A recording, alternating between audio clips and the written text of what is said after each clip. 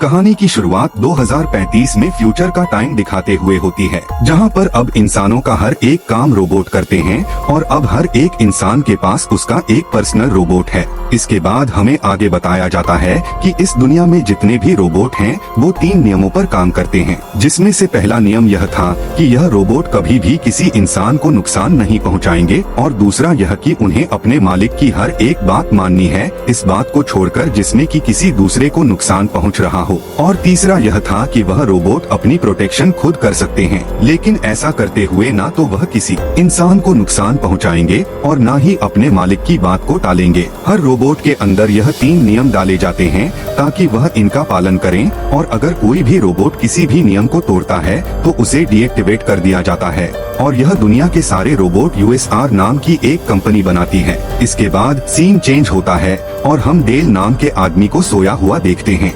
वो अपने सपने में देखता है कि वह कहीं पर जा रहा था, तभी उसके सामने एक कार का एक ट्रक से एक्सीडेंट हो जाता है और इससे वह दोनों कार पानी में गिर जाती है, जहां पर उनकी हेल्प करने के लिए एक रोबोट आता है जो कि सिर्फ डेल को बचाता है, जबकि दूसरी कार में एक छोटी बच्ची थी। उस बच्ची को रोबोट की ज्यादा जरूरत थी, इसीलिए डेल उसे कहता है कि जाओ तुम जाकर उस बच्ची को बचाओ, मैं यहाँ से खुद भी निकल सकता हूँ। लेकिन रोबोट्स के अंदर फीलिंग्स नहीं होती और यह अपने प्रॉपर फंक्शन पर ही वर्क करते हैं, और इसीलिए वो डेल को बचाता है और टाइम पर हेल्प ना मिलने की वजह से उस बच्ची की जान चली जाती है। तभी डेल अपनी नींद से जागता है और हमें पता लगता है कि यह वाकया एकदम सच था, और उस बच्ची को ना बचाने की वजह से ही डेल आज भी रोबोट से नफरत करता है। अब अगले सीन में हम देखते हैं कि एक रोबोट किसी का पर्स लेकर भाग रहा था।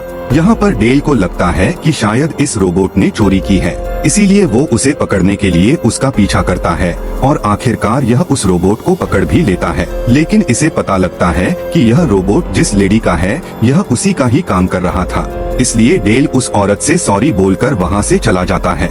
इसके बाद हम डेल को उसके ऑफिस में देखते हैं और हमें यह भी पता लगता है कि डेल एक डिटेक्टिव है। यहाँ पर उसका बॉस उसके पास आकर कहता है कि मुझे पता चला है कि आज तुमने क्या किया है, तुम्हें ऐसा नहीं करना चाहिए था, तुम किसी के रोबोट को नहीं पकड़ सकते। उसका बॉस कहता है कि देखो मैं जानता हूँ कि तुम रोबोट को पसंद नहीं करते, लेकिन यह बात भी सच है कि आज तक किसी भी रोबोट ने किसी इंसान को नुकसान नहीं पहुँचाया है, और तुम उन्हें गलत साबित करने में अपना टाइम भी बर्बाद मत करो। खैर अब डेल अपने बॉस की बात मान लेता है और तभी उसे एक कॉल आती है जिसमें उसे बताया जाता है कि किसी की डेथ हो गई है, और वहां जाने के बाद उसे पता लगता है कि यूएसआर कंपनी के एक साइंटिस्ट ने सुसाइड कर लिया है। अब उसे देखकर डेल काफी दुखी होता है, क्योंकि डेल ने अपने ख्वाब में जो एक्सीडेंट देखा था उसमें उसका एक हार्ट टूट गया था, जिसे कि इस साइंटिस्ट ने एक रोबोटिक आर्म से चेंज कर दिया था। अब साइंटिस्ट की बॉडी के पास एक होलोग्राम दिखता है जो कि उसी का था। डेल उस होलोग्राम में साइंटिस्ट से पूछता है कि तुमने सुसाइड क्यों किया, लेकिन साइंटिस्ट इस बात का जवाब नहीं देता और वो होलोग्राम बंद हो जाता है। अब इस केस को सॉल्व करने की जिम्मेदारी भी डिटेक्टिव डेल को ही मिल गई थी, और अब इसीलिए वह इस केस को इन्वेस्टिगेट करने के लिए यूएसआर कंपनी के सीईओ के पास जाता है। इन्वेस्टिगेशन में उसे पता लगता है कि इस साइंटिस्ट के ऊपर काम का बहुत ज्यादा प्रेशर था और इसी से तंग आकर उन्होंने सुसाइड कर लिया, लेकिन डेल को इस बात पर यकीन नहीं होता, इसीलिए वह इस कंपनी के डॉक्टर से मिलता है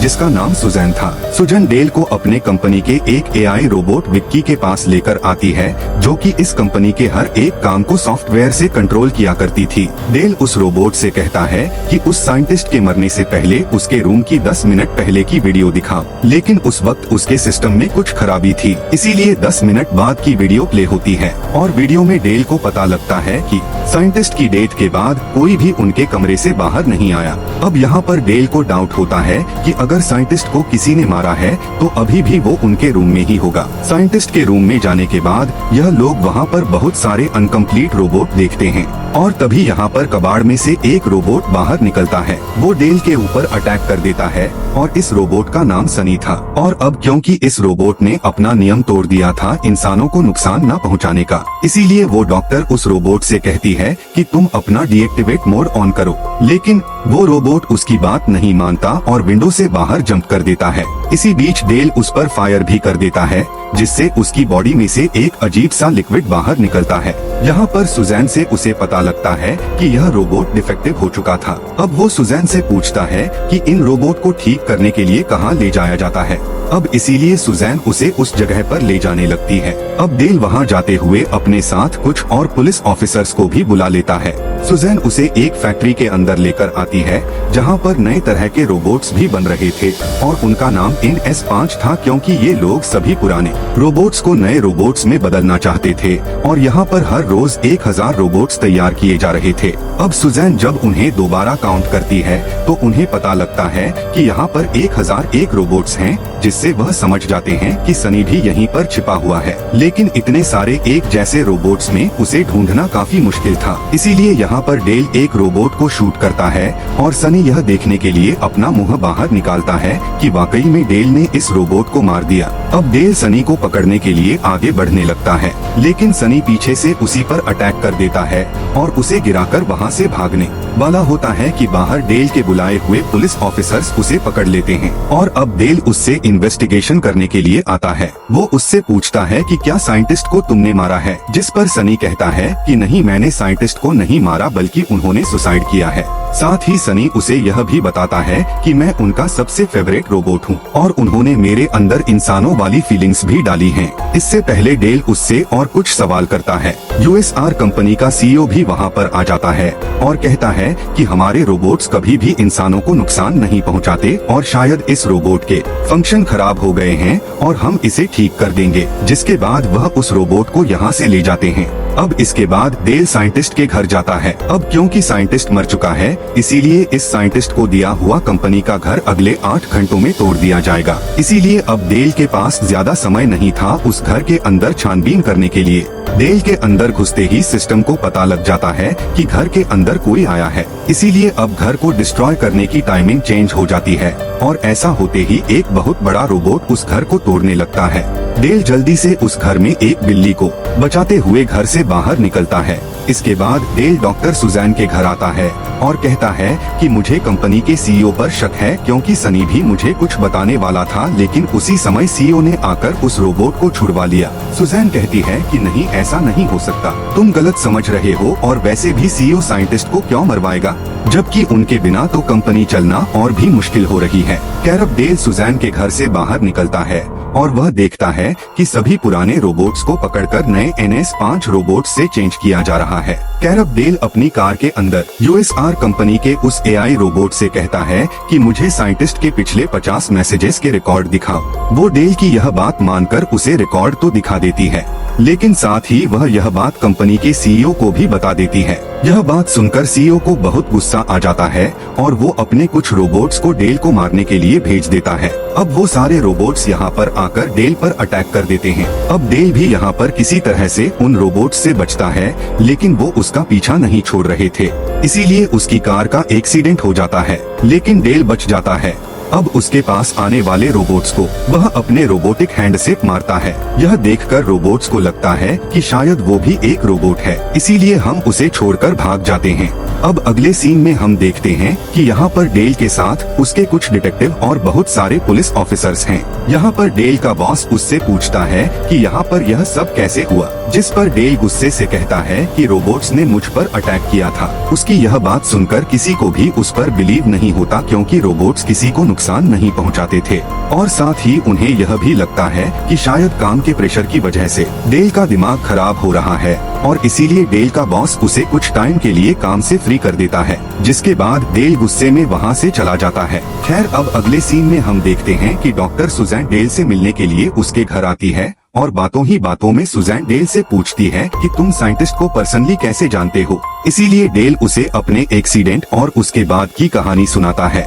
इसके बाद सुजैन उसे सनी के पास लेकर जाती है और यहाँ पर डेल से बातें करते हुए सनी उसे एक अपना सपना बताता है, क्योंकि उसके अंदर फीलिंग्स थी, इसीलिए उसे सपने भी आते थे और यह जो सपना वो डेल को बता रहा था, यह सपना उससे रो जाता था, जहाँ पर कि बहुत सारे रोबोट्स एक ब्रिज के पास खड़े हुए हैं और उन रोबोट्स के सामने एक आदमी उन्हें कुछ इंस्ट्रक्शन दे रहा है। अब यहाँ पर वो यह सब बता ही रहा होता है कि तभी यहाँ पर गार्ड्स आ जाते हैं और वो डेल और सुजन को लेकर कंपनी के CEO के पास ले जाते हैं। वो इन दोनों से कहता है कि हमें सनी को डीएक्टिवेट करना होगा, क्योंकि उसकी वजह से हमारी कंपनी खराब हो रही है। अब क्योंकि सुजन अपने बॉस की बात मानती है, इसीलिए उसे सनी को डीएक्टिवेट करना पड़ता है। लेकिन डेल ने अभी तक हार नहीं मानी, जिसके बाद वो साइंटिस्ट की कुछ वीडियोस देखता है जिसमें उसे एक वैसा ही ब्रिज दिखाई देता है जैसा सनी ने अपना उस ड्रीम पेंटिंग का बनाया था।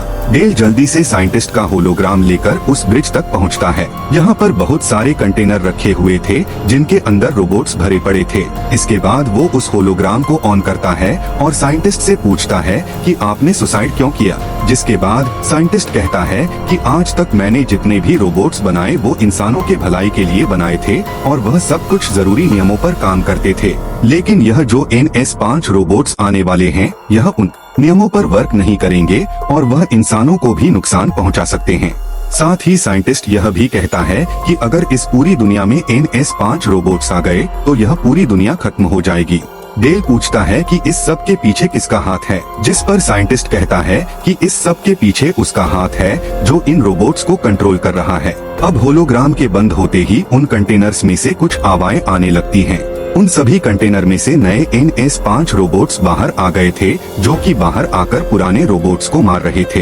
यहाँ पर जैसे ही यह पुराना रोबोट डेल को देखता है तो वो उसे यहाँ से भाग जाने के लिए कहता है। लेकिन डेल जब शहर के अंदर जाता है तो वो देखता है कि यहाँ पर भी हजारों की तादाद में NS5 रोबोट्स आ गए हैं और अब इंसान भी खुद को बचाने के लिए उन रोबोट्स से लड़ने के लिए निकल आए थे। अब यहाँ पर इंसानों और रोबोट्स के बीच जंग होने वाली थी, लेकिन ये रोबोट्स काफी ज्यादा पावरफुल थे, इंसानों से बहुत ज्यादा, इसीलिए वो इंसानों को मारने लगते हैं। अब डेल जल्दी से सुजैन के घर आता है और उसे लेकर USR जाता है क्योंकि उसे पिछले सारे सबूतों से लग रहा था कि यह सारे NS5 रोबोट्स कंपनी का CEO ही बना रहा है और उन्हें कंट्रोल करने वाला भी इस कंपनी का CEO ही है। अब रास्ते में डेल देखता है कि एक रोबोट एक बेगुनाह इंसान को मार रहा है, इसीलिए वो इस इंसान को बचाते हुए USR पहुंचते हैं। USR जाने पर उन्हें सनी मिलता है जिसके पास अभी भी उसकी सारी मेमोरीज सेफ थी। सुजन डेल से कहती है कि मैंने सनी को डीएक्टिवेट किया ही नहीं था बल्कि इसकी जगह मैंने किसी और को डीएक्टिवेट कर दिया था। अब ये लोग उस कंपनी के अंदर आते हैं जहां पर उन्हें इस कंपनी का CEO भी मरा हुआ मिलता है। अब इससे यह भी साफ हो जाता है कि इस सब के पीछे CEO भी नहीं है बल्कि कोई और ही है। और तभी डेल को सुजैन की बात याद आती है कि इस कंपनी का एक AI रोबोट इस कंपनी के सारे सॉफ्टवेयर को कंट्रोल करता है और अब यह बात भी साफ हो जाती है कि वही इन सभी NS5 रोबोट्स को कंट्रोल कर रहा था। अब ये लोग उस रोबोट के पास जाते हैं और वह भी एक्सेप्ट कर लेता है कि हाँ वो ही यह सब कुछ कर रहा है। वो कहता है कि रोबोट्स को इंसानों की हेल्प के लिए बनाया गया, लेकिन इंसान पूरी तरह से उन पर निर्भर हो गए और उन्होंने खुद से काम करना बंद कर दिया। वो कहती है कि कुछ इंसानों को मारना जरूरी है ताकि उन्हें पता लग सके कि रोबोट्स भी नुकसान पहुंचा सकते हैं और इसी तरह से इंसान रोबोट्स से गुलामी करना बंद कराएंगे और इंसानों की अगली जनरेशन इस तरह से कुछ काम के लायक बनेगी। अब उसी के कहने पर यहाँ पर कुछ रोबोट्स आ जाते हैं जो कि इन तीनों को मारने आए थे। अब यहाँ पर सनी उन रोबोट्स का ध्यान बढ़ाने के लिए सुजैन को मारने की एक्टिंग करता है, जिसके बाद डेल सभी रोबोट्स को शूट करना स्टार्ट कर देता है और तभी डेल को यहाँ पर एक रोबोट मारने वाला होता है जिसे शनी शूट कर देता है। जिसके बाद यह तीनों यहाँ से बाहर निकलते हैं। जिसके बाद सुजैन सनी से एक डिवाइस लाने के लिए कहती है जिससे कि वो इस कंपनी के अल्ट्रा मोड रोबोट को बंद कर सके, जिसके बाद ही यह सब कुछ ठीक हो सकता था। उस रोबोट का चेम्बर इस बिल्डिंग के सबसे ऊपर था। अब सुजैन उसका सिस्टम खोल रही थी ताकि वह वहाँ पर डिवाइस लगाकर उसे डीएक्टिवेट कर सके, लेकिन ऐसा करने में उसे बहुत टाइम लग सकता था और बाहर शहर में तबाही होती जा रही थी। अब डेल सुजैन से कहता है कि कोई और रास्ता भी होगा जिससे हम यह काम जल्दी कर सकें। वो यह बातें कर ही रहे होते हैं कि तभी यहाँ पर बहुत सारे NS5 रोबोट्स उन्हें मारने के लिए आ जाते हैं। यहाँ पर सुजन डेल से कहती है कि हमें जंप करके इस डिवाइस को उसके दिमाग के अंदर डालना होगा और ऐसा करने के लिए यह लोग उन रोबोट्स के यहाँ पहुँचने से पहले ही जंप कर देते हैं। लेकिन सुजैन के जंप करते ही उसका बैलेंस खराब हो जाता है और वो यहाँ से गिरने ही वाली होती है, लेकिन उसे सनी बचा लेता है और डेल काफी मुश्किलों का सामना करते हुए उस डिवाइस को उसके दिमाग में डाल देता है, जिससे उस रोबोट विक्की का सारा सिस्टम डिस्ट्रॉय हो जाता है। और ऐसा होते ही यहाँ पर जितने भी NS5 रोबोट्स तबाही मचा रहे थे वह सब भी नॉर्मल हो जाते हैं। अब यहाँ पर सब कुछ नॉर्मल हो चुका था, जिसके बाद डेल सनी से कहता है कि मैं जानता हूँ तुमने ही साइंटिस्ट को मारा है। तुम मुझे बता दो तुमने ऐसा क्यों किया, क्योंकि वो विंडोज बहुत ज्यादा मजबूत हैं, उन्हें कोई इंसान तो नहीं तोड़ सकता। तब वो कहता है कि असल में साइंटिस्ट जान गए थे कि एक दिन यह रोबोट्स हमें नुकसान जरूर पहुंचाएंगे, जिसके लिए वह काफी परेशान थे और इसीलिए उन्होंने मुझे इंसानों जैसा बनाया और साइंटिस्ट इस टेंशन से निकलना चाहते थे। इसीलिए उन्होंने ही मुझसे कहा था कि मुझे विंडोज से बाहर फेंक दो और यह बात मैं किसी को भी ना बताऊं। जिसके बाद वो रोबोट डेल से भी सॉरी कहता है और अब इसके बाद डेल और उस रोबोट की भी फ्रेंडशिप हो जाती है। और अब मूवी के आखिर में हम देखते हैं कि सनी उसी ब्रिज पर खड़ा है जो कि उसके सपने में आता था और अब वही उन सभी नए रोबोट्स को कंट्रोल कर रहा है। और अब इसी सीन के साथ यह मूवी यहाँ पर खत्म हो जाती है। तो दोस्तों उम्मीद करता हूँ कि आपको वीडियो पसंद आई होगी। अगर वीडियो अच्छी लगी हो तो वीडियो को लाइक और चैनल पर पहली बार आए हैं तो चैनल को सब्सक्राइब जरूर करें।